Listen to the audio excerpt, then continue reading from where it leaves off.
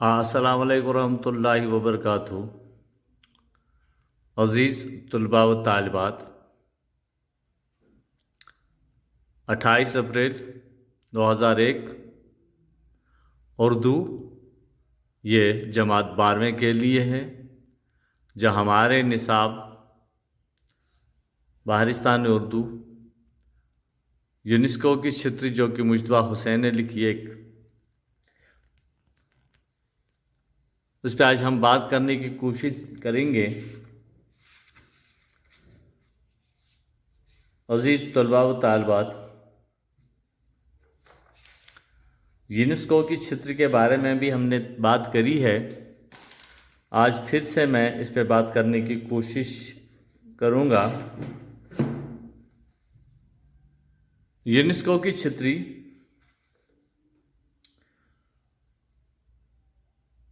आप जानते ही हैं, आपने पढ़ा भी यह है कि मुजतबा हुसैन जब जापान जाते हैं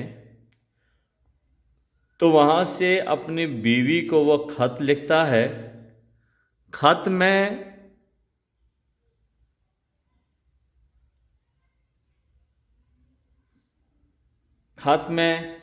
लिखते हैं कि उसे दूसरे ही दिन में वो दी गई, यानी कि छतरी लिखना वो भूल जाते हैं। मुजतबा हुसैन जब जापान जाते हैं तो वहाँ से वो अपने बीवी को जब खत लिखता है तो खत में वो ये लिखते हैं कि उसे दूसरे ही दिन में वो दी गई। छतरी लिखना वो भूल जाते हैं और अब वो उसी के साथ जापान में अपने दिन गुजारेंगे। क्योंकि खत में लफ्ज़ छतरी भूल जाते हैं और उनकी बीवी को शक हो जाता है कि उन्होंने खत में किसी खातून का जिक्र किया है। एक दिन हिंदुस्तानी वक्त के मुताबिक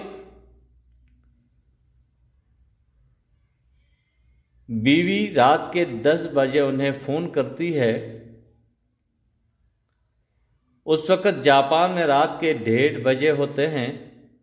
मुजतबा हुसैन को अपनी बीवी फ़ोन पर किसी पराई औरत के साथ रहने पर बराबुला कहती है। वो मुजतबा हुसैन से कहती है कि वो कौन सी चुड़ैल है जिसके साथ तुम जापान में रहते हो। मुसन्निफ अपनी बीवी से कहता है कि जापान में चुड़ैल नहीं रहती है।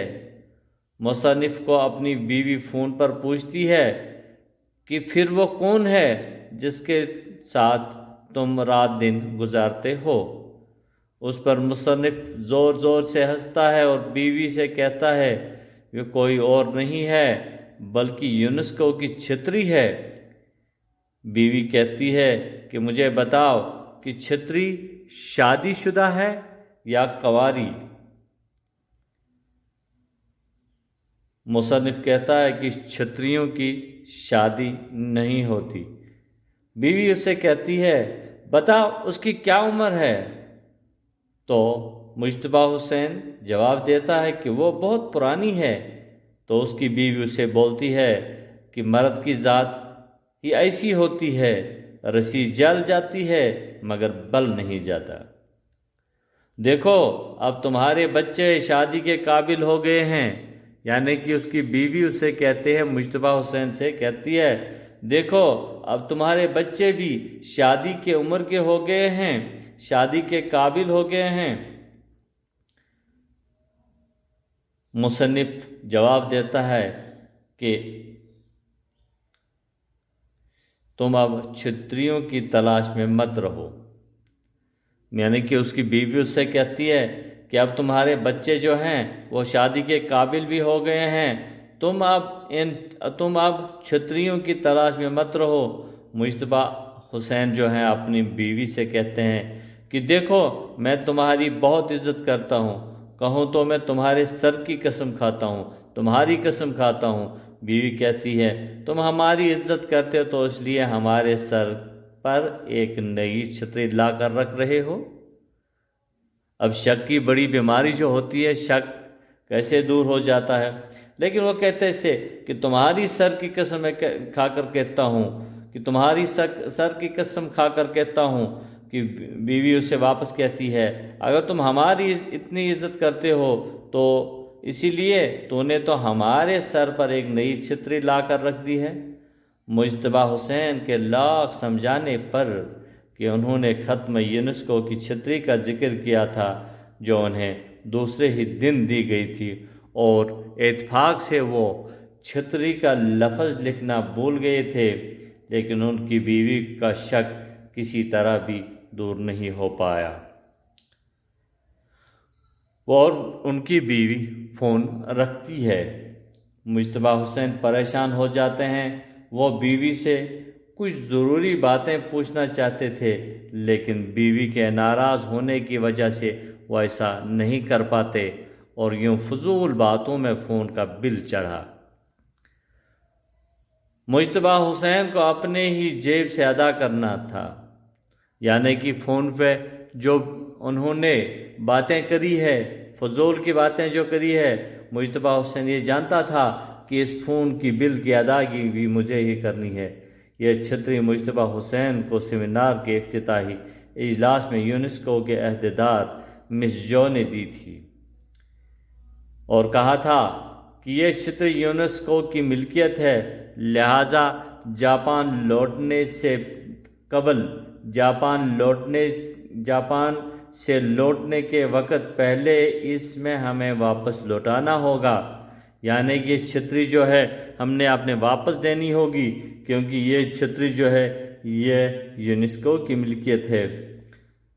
مجتبیٰ حسین چونکہ چھتری کے عادی نہ تھے، وہ جاپان میں چھتری ساتھ لے کر ادھر ادھر گھومنا انہیں پسند نہیں تھا، لیکن وہاں کے موسم پر کوئی بھروسہ ہی نہیں کہ کب بارش ہو جائے، اسی لیے چھتری کو ہمیشہ ساتھ رکھنا لازمی تھا۔ مس جو مصنف کو کہتی ہے کہ اسے چھتری کی عادت پڑے گی، اور گھر جا کر اپنی بیوی کو چھتری کا متبادل کے طور پر استعمال کریں گے۔ عزیز طلباء و طالبات، اس کے بعد پھر جب یہ کانفرنس روم میں زلزلہ کا ایک جھٹکا آتا ہے اور مصنف ڈر کے مارے چھتری چھوڑ کر وہاں سے بھاگنے لگتا ہے، لیکن ایک جاپانی انہیں پکار کر کہتا ہے کہ زلزلوں کے وقت یہاں چھتری چھوڑ کر بھاگنا منع ہے، جاپان میں تو زلزلے کے ایسے جھٹکے آتے رہتے ہیں۔ اس کانفرنس میں سری لنکا کا نمائندہ بھی شامل تھا۔ وہ زلزلے سے اس قدر گھبرایا کہ چھتری کھول کر کھڑا ہو گیا۔ زلزلہ تھمنے کے بعد مصنف مس جو سے کہتا ہے، یعنی کہ زلزلہ جب تھم گیا ہے اس کے بعد مس جو مجتبیٰ حسین سے کہتا ہے کہ ہمیں زمینی بلاؤں سے بچنے کے لیے ایک چھتری دی جانی چاہیے، کیونکہ ہمیں زمینی بلاؤں سے ڈر لگتا ہے اور آسمانی بلاؤں کے تو ہم عادی ہیں۔ مس جو اس بات پر مسکرا کر چلی جاتی ہے۔ سری لنکا کے جیاکوڈے اپنے بچوں کو یاد کرتے ہیں، وہ زلزلوں کا مقابلہ نہیں کر سکتا ہے، اس لیے وہ کل ہی گھر چلا جائے گا۔